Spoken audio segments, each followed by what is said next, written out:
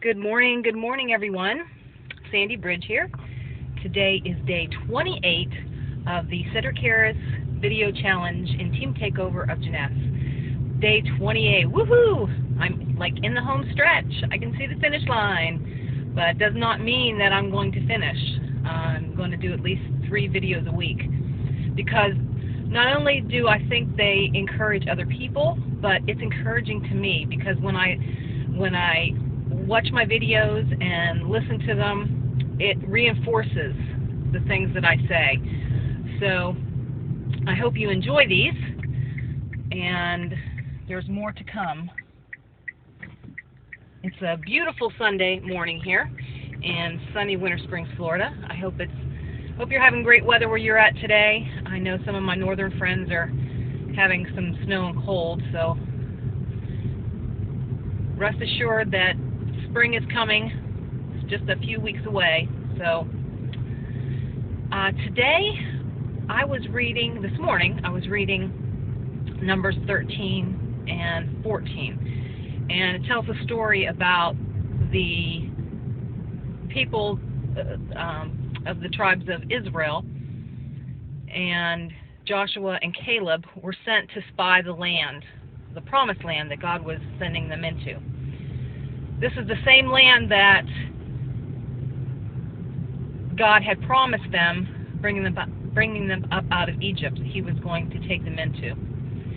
And when they went into the land, they saw that the land did flow with milk and honey. And the clusters of grapes, they cut off one cluster of grapes from a branch, and 2 of them had to carry it. So that tells you how big this cluster of grapes was. So this land was fruitful. I mean, it was just the most abundant land, and these people were so blessed and that God would allow them to go into this land, that He brought them up out of Egypt. And, these people, the Israelites, they were enslaved for 400 years, and they were miserable in Egypt, and they cried out to God, and God sent Moses. And Moses led them up out of Egypt. And, the story of him parting the Red Sea, and they were led by a pillar of fire at night and a cloud by day, and just all the miracles that God performed for them. First of all, Moses had to perform so many miracles for them to believe that he was from God.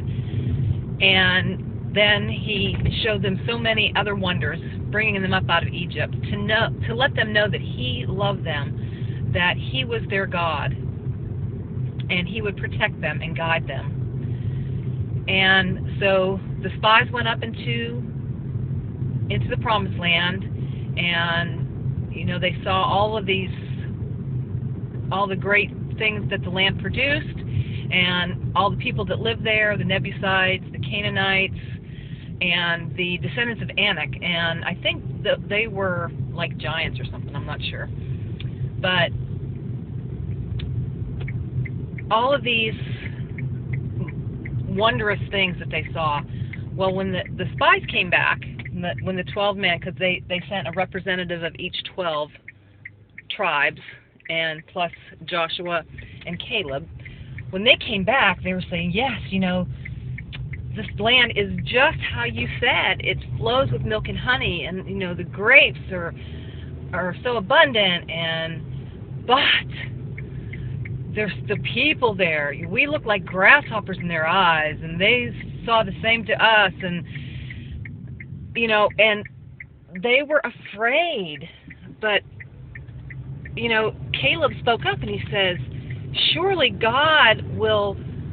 Yes, the people are abundant there, and it looks really scary, but God will bring us out of that. God will, if we are pleasing to God, He will bring us into the land that He promised.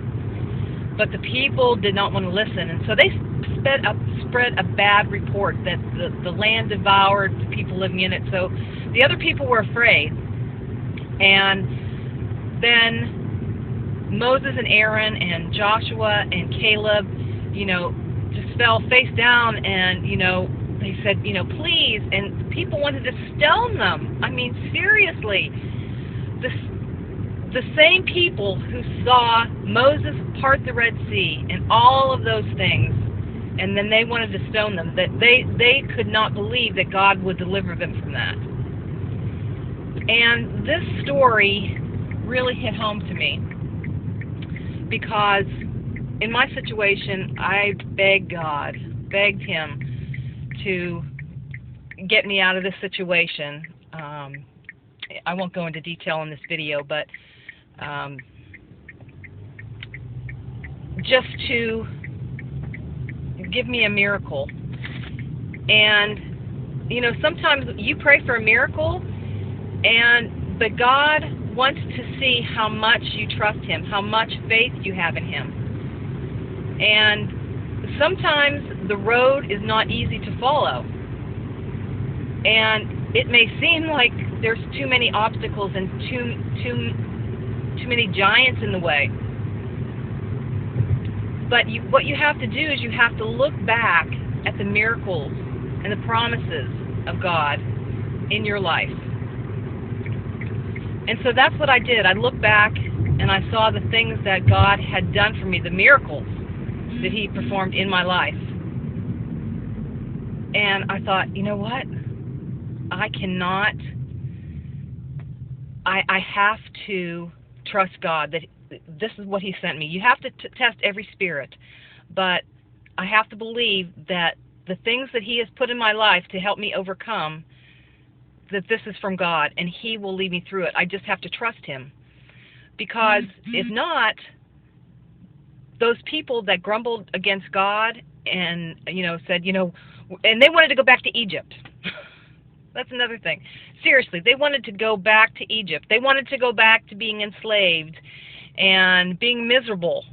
And, you know, because that was their comfort zone. That was easy for them. This was too hard.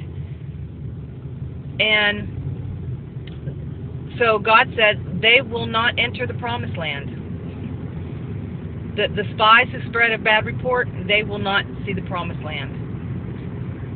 And that is a very scary place to be, because if God sends something in your life and you are too afraid to trust Him because He is almighty and powerful, then you will not see your miracle. You will not get into the promised land.